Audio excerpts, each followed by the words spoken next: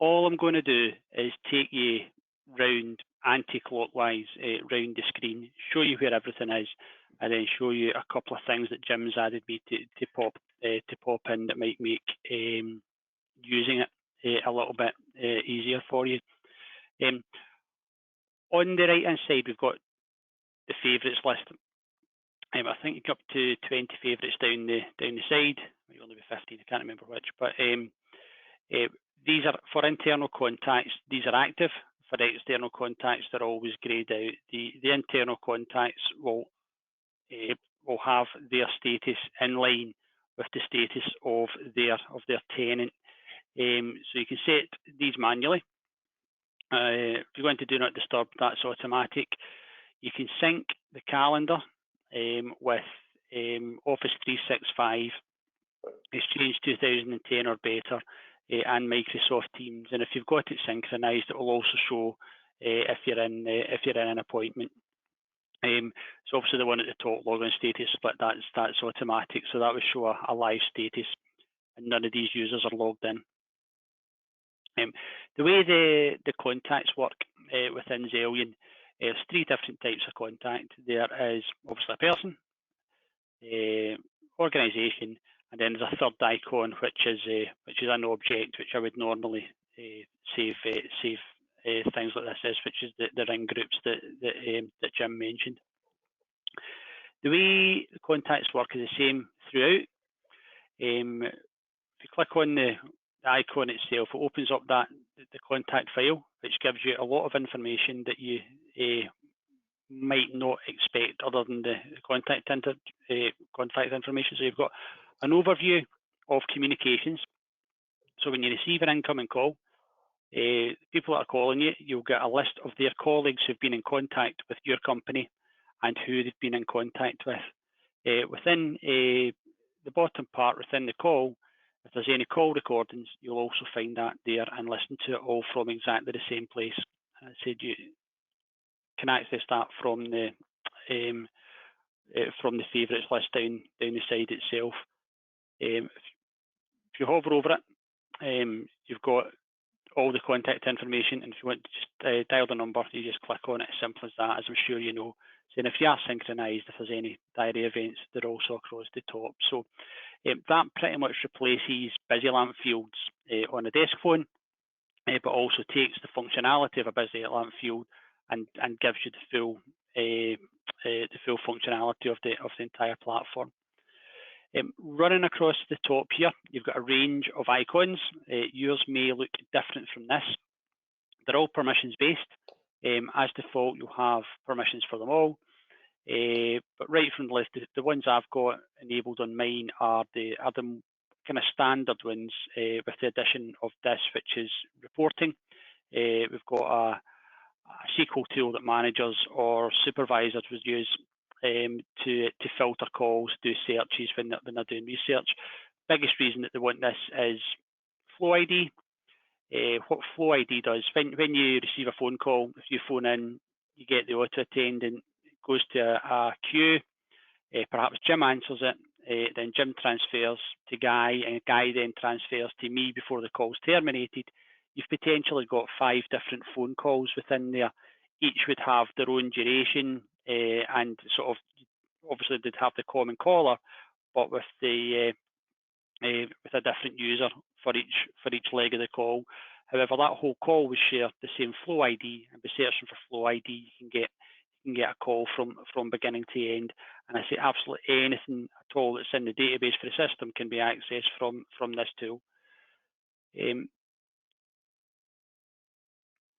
Calendar is a calendar. You know, if it's synchronized, it populates. It's one way. It only pulls. It doesn't. You can't push back out into Microsoft, but it'll pull your information from your Microsoft calendar. That way, you're synchronized with it. You've got a quick view of what you've got. You can view other people's calendars as well. You can create a list down the side, and you can filter with various filters.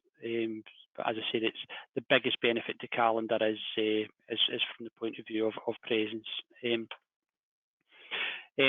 Basically, call logs. You can see all your most recent calls. This is from from yourself. And again, if you click on the contact, you're able to filter through and find out how many calls you've had in any given period, whether that's per day, per week, and you can pick, when you want that weekday, whatever to start from. So again, very, very sort of searchable to look back for previous calls, etc. Chat. Chat can be set up in two ways. There's a standard chat within the system. That chat lets you chat with colleagues, so anyone else on the same tenant, you'll be able to chat.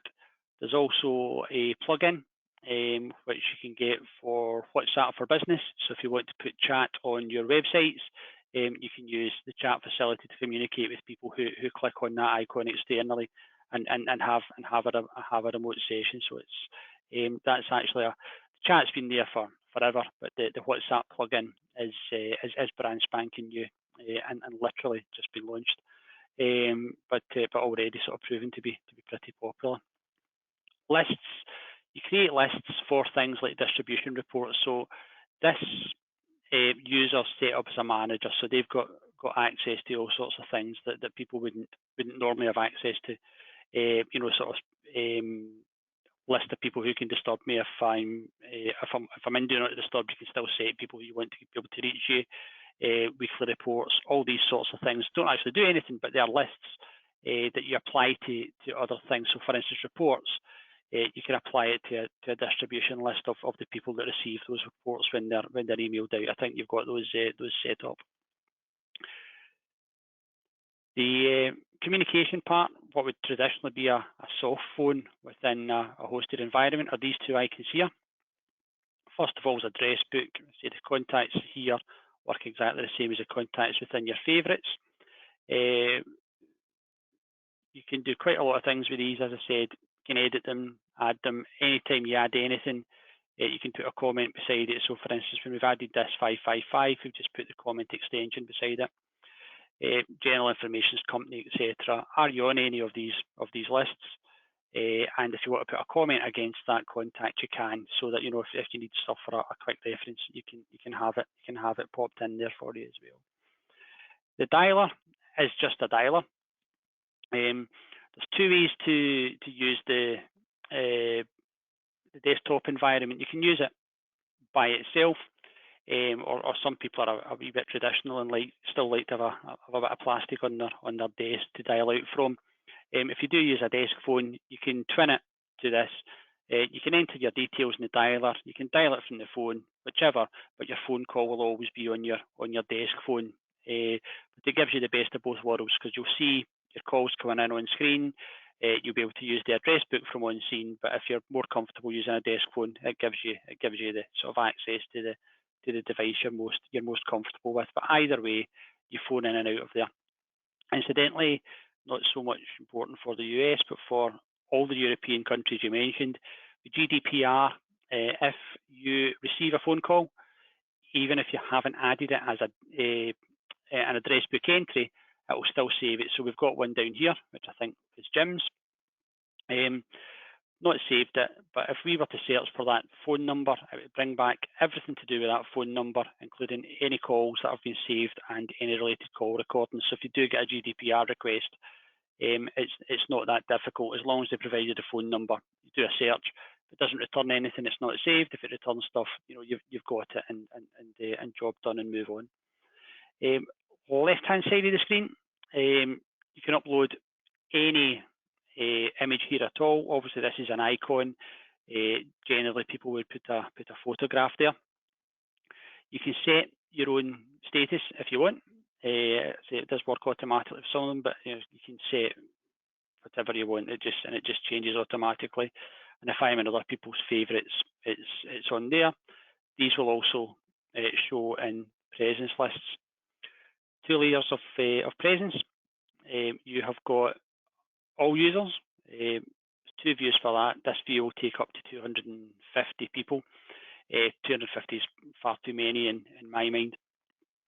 So what you can also do is you break that down into bite-sized chunks and do it by department, sites, whatever you want. But it's all from the same screen, and in exactly the same way as the favourites work, these are all active too. So if you receive a call and you want to transfer the call, you can do it all from the presence screen. It's fully part of the system. It's not just a display.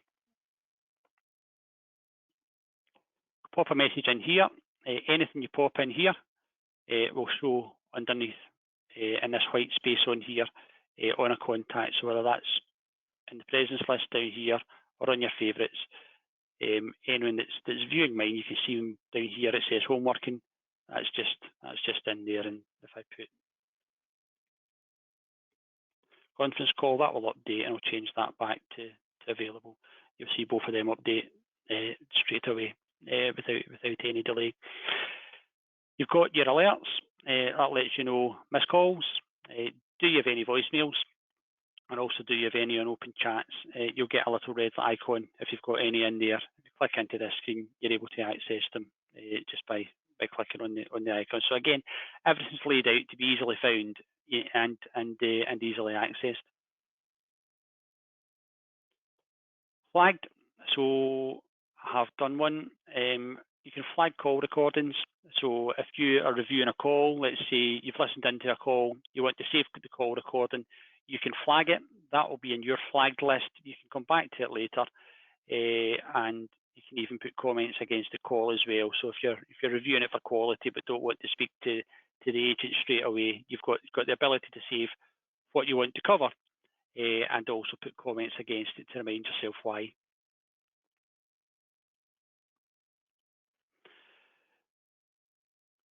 Presence, we've covered. Calls. Active calls are displayed in here. If you're a supervisor or a manager, all the active calls that you've got visibility of are displayed in here. And if you've got the permissions to listen into any of those calls, you're able to do that from this screen here. It's not great demoing it like this. If we were all in the same room, we could make a phone call to each other and we'd be able to see the call coming in. Wallboards. Now, wallboards are wallboards. You can obviously have them open, sort of manager, supervisor. You can use them on your desk phone. You can access these from the mobile app also. So if you've got supervisors who work in the field, they can look at the wallboards from the field, and all these icons are active. So if you want to look at missed calls, as an example, you'll see your missed call list here, and you'll also see the caller, and it's just simply just clicking on the caller to phone them back if you want to return their call. Similarly with answered, you can see them, and if there's any call recordings, hover over it. You'll be able to sort of access them. So as I say, I'll get when I've got something else to demo in a minute, I'll get Jim to make a call, and we can revisit that, and hopefully there'll be some data in this and in this, which will make that a bit more sense of that. So down at the bottom, I'll skip these because they're not. That's for synchronization with your address book, and that's just for scheduling stuff. So there's not a lot to demo in there. There's some user settings in here which everyone has access to, and some which you'll only have access to with permission. So, for instance, a user can put a redirect on their own number if needs be. If they want exceptions, you create an exceptions list, and you can choose out of that list. There's none set up on this demo. You can choose where unanswered calls go to, and if you want to change your caller ID, you can do that from in here. You can either have your default or anonymous, and there's another option over here which I'll show you in a second. And if you want to re-record your voicemail greeting, or even just listen to it to sort of double check it, just click on it, and that will play for you. Audio. I'm on my headset on this. I'm going to change that to be computer audio, so that you're going to be able to hear my computer when we make or hear my Xelion when we make a call. Again, listen in. This is a list of the users that you have listen in privileges for. As I say, for the calls, you'd go in there if they were active, you'd click on it. But for a list of the users, you can also go in and listen into the user, and that way you'll be listening in whatever call comes through. Preferences, again, they do what they say in the tin. That's your integration with Microsoft Exchange. Personal message, again, it's just exactly the same as what's there. And then we've got phone lines. If you're a manager or a supervisor and you've been given visibility of these lines, you can do activities, not just for the user, but for those lines as well, make amendments to your auto attendant.